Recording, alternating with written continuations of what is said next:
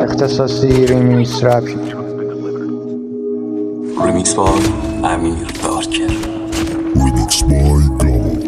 ریمیکس بای دارک نجید وقتی تاریک و گذره من رای تاگیری نیدم ناری که دارگی ولای میری مغزم شده آسمان قلبم شده کهکشان بوده 1000 کیلومتری فاصله بین من دواره ارکلو منو جاده 2000 دواره آرگنو ممنرم و انتظار دواره مس کردم دواره آلخرم سرچاوی نتیدن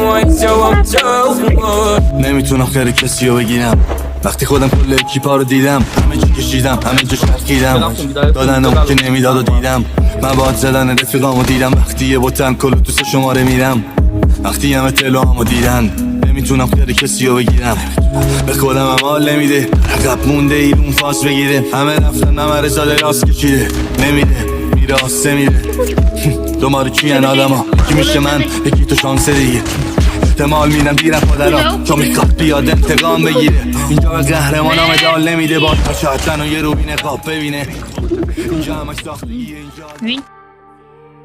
سلام دوستان، به چنل خودتون خوش اومدین. این فایلی که گذاشتم فایل DNS گیمینگ رایگانی که گذاشتم تو یوتیوب دانلود میکنید میزنید روش ذخیره در دانلود ها.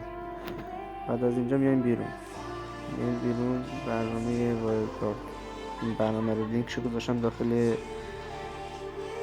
زیر فایل DNS. اینو میزنید این مثبت اینجا بزنید فرام فایل اور آرشیو رو میزنید اینجا نوشته HSA Gaming.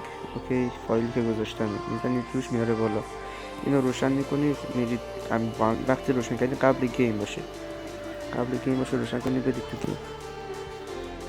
آموزش DNS گیمینگ خفن بزنین عشق کنید، ناموسم خداست.